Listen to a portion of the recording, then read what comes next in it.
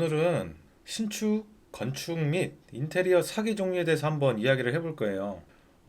요즘 뭐 인테리어 사기도 많다 그러고, 뭐 각종 플랫폼이 생겨나면서 뭐 피해자도 속출하고 있다고 그러고, 또 요즘 같은 불경기에 이제 건축 사기 당하시는 분들이 좀 많은 것 같아요. 왜냐면 건설업도 요즘 어렵다 보니까 그런 업체도 좀 있는 것 같고, 그래서 이 방법에 대해서 좀 제가 간략하게 좀 설명을 해드릴게요.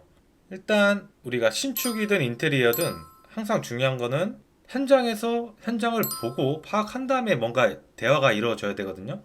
근데 간혹 업체 중에 사무실로 먼저 와가지고 이야기하자는 데가 있어요. 그런데 일단 걸으셔야 됩니다. 그 현장도 안 보고 사무실에서 이야기할 내용이 없어요. 현장을 보고 뭘 파악하고 어떤 시공을 할 것인지, 어떤 인테리어를 할 것인지, 어떤 마감재를 쓰고, 그리고 건물의 평수가 몇 평인지부터 다 파악을 해야 돼요. 치수를 다 파악해서 수량도 나와야 되고, 그래야 뭘 이야기를 할 수 있지. 뭐 상담만 받아 뭐 보려고 갔다, 뭐 그런 거는 이해할 수 있어요. 뭐 그런 샘플을 보려고 업체를 찾아가는 건 괜찮은데, 그렇게 상담 받고 뭐 현장을 바로 와서 파악한 다음에 나중에 다른 얘기를 하는 건 좋은데, 어쨌든 뭐 아무것도 안 하고 무조건 사무실로 오라는 건 조금 아닌 것 같아요. 현장을 먼저 봅시다가 좋은 업체예요. 왜냐면 현장을 먼저 보는 게 가장 최우선이에요. 현장을 보고 얘기해야 좋은 대화가 나와요. 왜냐면 현장을 모르는 상태에서는 어떤 대화도 믿으시면 안 됩니다. 두 번째로는 또 간혹 현장을 다 보고 뭐 상담을 이제 받을 거 아니에요. 이렇게 현장 내용이 다 나와서. 근데 간혹 이런 업체가 있어요. 막 얘기하다 보면 막 핑계를 만들어요. 계약도 하기 전에. 근데 공사하다 보면 우리가 나온 내용 이외에 다른 것들이 더 추가 비용이 발생할 수도 있다. 그거는 말이 안 돼요. 그러면 그 부분까지 견적서로 다 만들어야 되는 게 업체의 역할이에요. 그래서 건축주 입장에서 이 견적이 나왔네. 그래서 이 금액에 나는 계약을 할래 해서 하는 거지. 뭐 하다가 갑자기 업체 마음대로 공사 금액이 뭐 한 100만 원, 200만 원 어쩌다가 막 1000만 원씩 증가하고 이런 건 말이 안 되거든요. 건축주가 새로운 거를 추가 요구하고 이런 거는 추가 비용이 발생하는 게 맞아요. 계약상의 내용과 다르니까. 근데 업체에서 계약도 하기 전부터 무슨 비용이 더 추가 발생할 수 있고 이런 내용을 말하는 거는 거르는 게 좋습니다. 그 이유가 뭐냐면 뭐 이런 반박을 할 수 있죠. 우리가 시공할 수 있는데 왜 너가 뭔데 그런 얘기를 하냐 이렇게 할 수 있어요. 그 말도 맞아요. 시공 능력은 있는데 견적 능력이 떨어지는 거예요. 견적 능력도 업체의 하나의 큰 역할이거든요. 견적도 잘 만들어야 고객 입장에서도 그게 신뢰가 쌓이고 그 금액을 가지고 계약을 하는 건데, 계속 말이 바꾸는 어떤 여지를 둔다는 거는 그거는 좋은 견적이 아닌 거죠. 그래서 저는 걸으려고 하는 거예요. 견적을 잘 내는 업체도 많으니 시공 능력도 비슷하고 견적 또한 잘 내는 업체가 많으니 그 업체를 찾아서 하는 게 맞다. 저는 그렇게 생각을 하는 거고요. 그리고 또 이런 경우도 있어요. 뭐 리모델링 같은 경우는 분명 리모델링을 하는 이유가 지금 거주하고 있는 공간이 노후가 됐다든지, 아니면 이제 좀 예산의 여유가 생겨서 새로운 집의 느낌을 꾸며보고 싶어서 리모델링을 한다든지 이런 경우가 대부분일 거예요. 근데 내가 원하는 구조가 있는데, 원하는 마감재랑 막 이런 게 있는데 막 자꾸 그거보다 반대되는 다른 거를 막 추천해주는 업체들이 간혹 있어요. 그런 데는 일단 걸으세요. 무조건 고객 중심적으로 항상 그 맞춰주는 업체가 좋고요. 왜냐면 내 생각대로 해서 이 리모델링이나 건물을 지었는데 그렇게도 마음에 안 들 때가 굉장히 많아요. 그러니까 나중에 어디 책임을 물 수도 없어요. 이미 딱 완료돼 버리면. 그러니까 무조건 건축주 우선순위로 해주는, 생각을 우선순위로 해주는 업체를 선정해라. 그리고 가장 중요한 거, 사무실이 없는 업체다. 그냥 피하세요. 뭐 책임 물 수 있는 뭣도 없어요. 그냥 그런 데 피하시는 게 좋아요. 그냥 그런 곳은 큰 업체에서 사무실이 없는 업체인데 일은 할 수 있어. 업체와 업체 간의 거래를 하는 때만 좋은 거지, 일반인들이 그런 사람들한테 맡겼다가는 법적인 문제에서도 크게 막 이길 확률이 적어요. 그 사람들이 돈 다 써버리고 이러면 돈도 없고 뭐 돈도 못 받아내요. 무슨 법적으로 해봤자 피고만 하고, 뭐 사무실이 없다 그냥 걸으시면 됩니다. 그리고 또 하나 중요한 거는 이 계약서를 좀 장난식으로 두루뭉실하게 하는 데가 있거든요. 그런 데도 걸으셔야 됩니다. 왜냐면 이 뭔가 돈이 왔다 갔다 하는 상황에서 잘못되면 책임적인 법적으로 우리가 효력을 가진 건 계약서예요. 이 구두로 이야기한 건 그렇게 효력이 없어요. 그러니까 무조건 계약서 작성을 엄청 깔끔하게 하셔야 되고, 혹시나 이제 건축주 입장에서 너무 불리한 이 사항들이 계약서에 들어가 있다, 그거 다 빼셔야 됩니다. 아니면 수정한다던가. 그리고 건축주 요청 사항도 계약서에 다 넣으셔야 돼요. 안 그러면은 나중에 피해 보셔요. 그리고 계약 사항에 뭐 공사 대금을 먼저 다 주고 뭐 시작한다는 그런 내용이 있다든지 그런 거 다 빼셔야 됩니다. 공사 대금은 절대 먼저 지급하시면 안 돼요.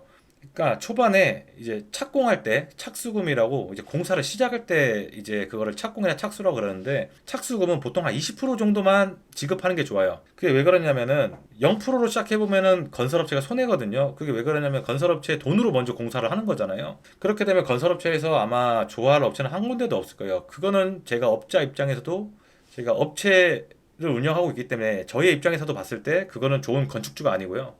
그렇다고 100%다 주는 거는 건축주 입장에서 너무 리스크가 커요. 그리고 돈을 받아버리면 처음에는 갑이 건축주지만 갑과 을이 바뀌는 상황이 와버리거든요. 돈을 다 받아버리면 업체가 갑이 돼버려요. 공사도 제대로 안 하고 막 건축주는 이제 막 똥줄 타가지고 언제 오시냐고 막 하고 공사도 막 제대로 와서 안 하고 이러면 그러면 안 되니까 계약상에 뭐 착수금 20%, 뭐 중도금 뭐 30%, 이제 공사 완료 후, 준공 후 뭐 50% 준다든지. 근데 준공 금액도 마지막 50% 금액도 잔금을 이제 지급하실 때는 일단 현장이 다 제대로 완료됐는지 먼저 다 보신 다음에 주셔야 돼요. 왜 그러냐면은 공사 끝나고 하자 보수를 해준다고 서류상으로 존재해도 잘 안 해요. 이미 돈을 다 받았기 때문에 막 계속 핑계를 대요. 무슨 말이냐면 아 우리 뭐 전기 이 조명이 하나 나갔어요. 교체 주세요. 이거 하자인데 이렇게 하면 아 알겠다 하고 언제까지 갈게요 하고 안 가요. 그게 무슨 말이냐면 돈을 다 받았기 때문에 대충 하는 거예요. 그때부터는.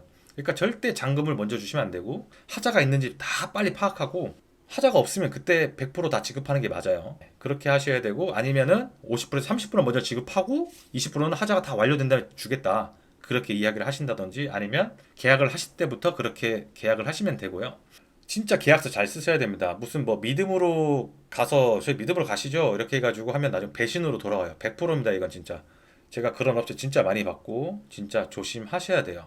그리고 요즘 뭐 카페, 블로그, 뭐 그다음에 플랫폼 뭐 되게 많죠. 일단 플랫폼을 좀 이야기해 볼게요. 플랫폼 업체가 꽤 있거든요. 뭐 유명한 데도 많고. 근데 문제는 이 책임을 100%다 져줄까요? 플랫폼 회사에서? 절대 그렇지 않거든요. 안전 무슨 뭐 시스템 해가지고 뭐 돈을 먼저 건축주가 맡겨가지고 우리가 다 체크한 다음에 근데 그러면 비용이 많이 들어요. 문제는 비용이 많이 들고 그 3% 5%가 작은 거 같죠? 공사 금액이 컸다고 생각해 보세요. 그 3% 5%는 굉장히 큽니다. 그러면은 만약에 그거는 뭐 업체에서 부담하니까 건축주한테 부담이 안 됩니다라고 얘기할 수 있겠죠. 근데 그건 웃기는 소리예요. 업체 입장에서는 그 3% 5%를 더 보완하려고 견적을 더 세게 낼 수밖에 없는 거잖아요. 적자 보면서 누가 공사를 해요? 절대 그럴 일은 없죠. 그러니까 그런 것 자체가 어쨌든 굉장히 뭐 위험하다, 안전하지 않다 이런 건 아닌데 잘 알아보고 하셔야 돼요. 그러니까 모든 걸 잘 알아보고 하셔야 되고 건축 관련이나 이런 인테리어는 비용이 굉장히 많이 들잖아요. 그래서 굉장히 조심하셔야 됩니다. 일단 사기 유형이나 이런 거는 조금 이 정도만 알고 계셔도 조금 방어를 할 수 있다고 보고 그러면 또 어떤 방법으로 우리가 건축을 할 수 있는지에 대해서도 한번 좀 알아볼게요. 일단 저는 대략 세 가지로 한번 나눠보는데 세 가지 좋은 방법의 예시를 한번 설명해 드리자면은 일단 모든 걸 다 맡겨서 하는 방법. 만약에 신축 건물이다. 그러면은 설계사무소에서 도면을 맡겨야 되잖아요. 우리 건설업에서 턴키라는 방식이 있어요. 턴키. 턴키가 뭐냐? 제품을 구매자가 바로 사용할 수 있도록 생산자가 전부 다 처리한 다음에 인도하는 방식이에요. 그래서 한마디로 우리가 집을 다 지으면 열쇠 하나만 딱 주고 그냥 끝나는 거예요. 우리가 다 해놨어. 너는 이제 들어가서 바로 입주해서 살면 돼. 이런 게 약간 턴키 방식이에요. 턴키 방식의 장점부터 얘기하자면 일단 시간적으로 여유가 굉장히 부족하시거나 일단 돈이 많아야 돼요. 예산이 엄청 많으신 분만 할 수 있고 그리고 복잡한 일을 싫어하시는 분들. 예, 그게 무슨 말이냐? 뭐 서류도 막 건축을 우리가 하다 보면 법적으로 서류 준비할 게 너무 많거든요. 예, 그런 거를 그냥 다 맡기는 거예요. 알아서 다 해줘, 너냐가. 설계부터 시공 뭐 다 해줘. 나 신경 안 쓸래. 난 돈만 줄게. 이렇게 하면 턴키 방식이 낫고 돈 많으신 분들이 하면 돼요, 이거는. 그래서 저는 추천은 하지 않아요. 돈이 많이 들어서. 그 다음에 이제 두 번째 방식은 직영으로 하는 방식인데 우리가 만약에 업체 한 군데 맡겨서 하면은 업체가 알아서 뭐 토목부터 전기, 조경, 뭐 설비 다 알아서 해주는데 건축까지 그러면 비용이 좀 많이 들겠죠. 거기서 모든 걸 관리해 주니까 관리 비용이 많이 드는 거예요, 한마디로. 그리고 자재도 이 업체가 구해오는 거 저 업체가 구해오는 게 다 다르기 때문에 그만큼 비용이 조금 많이 들 수밖에 없고요. 또 이 직영이 또 다른 방법이 있는데 저 같은 경우는 제가 건설업을 운영하다 보니까 지금 제가 2층 건물에 살고 있는데 2층은 제 이제 거주하는 집이고 1층은 사무실이에요. 근데 이 건물을 질 때 3억 이상 들어야 되는 건데 제가 한 2억 조금 들었거든요. 그래서 한 1억에서 한 8천만 원 정도는 아낀 것 같아요. 그래서 제가 했던 방법이 뭐냐면은 이제 저 같은 경우는 자재 업체도 많이 알고 시공 업체들을 많이 알기 때문에, 그리고 제가 직접 시공할 수 있는 것들도 많고, 그래서 저 같은 경우는 이제 현장 관리할 소장님 한 분 데려오시고, 건축 관리할 소장님 한 분 데려오시고, 그래서 월급을 주는 거예요. 제가 그분한테 뭐 월에 300이든 400 이렇게 드리고, 그리고 자재나 이런 거나, 그리고 뭐 시공업체나 목수, 뭐 미장공 막 이런 거 제가 다 불렀어요. 아는 업체들이 있어서. 그 대신 도면 가지고 이제 일을 시키시는 분은 소장님이 하시고, 자재 같은 거 뭐 레미콘, 뭐 시멘트, 모래, 뭐 각종 마감재부터 제가 다 찾아가지고, 그렇게 하면 비용이 진짜 엄청 절약돼요. 엄청이라는 게 많이 절약돼요, 많이 진짜. 지금 저는 한 8천만 원 이상 절약됐다고 했잖아요. 그리고 뭐 이제 서류 같은 것도 어느 정도 할 수 있으니까, 그거는 이제 아는 뭐 설계사무소 다 얘기해가지고 서류 좀 보완해가지고 그렇게 해서 들어가고, 예, 그렇게 해서 엄청 절약한 방법이 있고요. 근데 이게 문제는 좀 경험이 있어야 되고 좀 지식이 있어야 돼요. 그런 분들이 하기 좋고, 그렇지 않으면은 그냥 저처럼 현장 소장한테 맡겨서 전부 다 맡기는 방법도 있어요. 업체를 여러 개로 선정해서 하는 방법은 비용은 많이 절약이 됩니다. 하지만 단점이 하나 있는 게, 건축 따로, 조경 따로, 토목 따로, 전기 따로 이렇게 하다 보면은 한 사람이 관리를 하는 게 아니기 때문에 개판 날 수가 있어요. 이거 누가 책임지, 이런 거를 좀 따지기가 힘들어요. 토목은 토목이 한 거고, 건축은 건축이 한 거고, 조경은 조경이 한 거기 때문에 누가 책임을 지지, 이런 거는 조금 나중에 문제가 좀 발생할 수 있습니다. 아무것도 모르면은 그냥 업체 하나 선정해서 잘 컨택해가지고 몇 군데 업체 상담 받아보고 견적 다 따로 받아서 선정하는 게 좋고요. 그 다음에 이제 세 번째 방법은 셀프 시공. 그냥 말 그대로 자기가 시공을 하는 거예요. 이거는 뭐 시간적인 여유가 엄청나게 많고, 그리고 이 건설 공부에 대해서 엄청 자신이 있다던가, 그리고 돈이 좀 있고, 뭐 그런 분들이 하면 좋은데, 저는 절대 추천하지 않습니다, 이 방법은. 왜냐하면 경험이 많은 업체 입장에서도 하다 보면 하자가 날 수 있어요. 근데 경험이 없는 분이 셀프 시공을 하면 하자가 무조건 많이 날 수밖에 없고, 그런 하자 문제로 새로 뭘 뜯어서 다시 시공하다 보면은 업체가 시공한 비용보다 더 많이 들 수 있어요. 그래서 이런 방법은 별로 추천하지 않고, 웬만하면 제가 말한 두 번째 방법, 업체를 여러 개를 선정해서 하는 거랑, 어떤 책임자의 업체를 하나 두고 뭐 좀 견적을 여러 군데 알아본다든지, 그런 방법으로 하시면 좋을 것 같고요. 그리고 하나 더, 마지막으로 이 견적서를 받을 때 어떤 견적서가 좋은 견적서인지도 알려드리자면은, 이 견적서는 있잖아요. 평당 얼마로 하시면 안 돼요. 평당 얼마는 그냥 예측 정도 하는 거고요.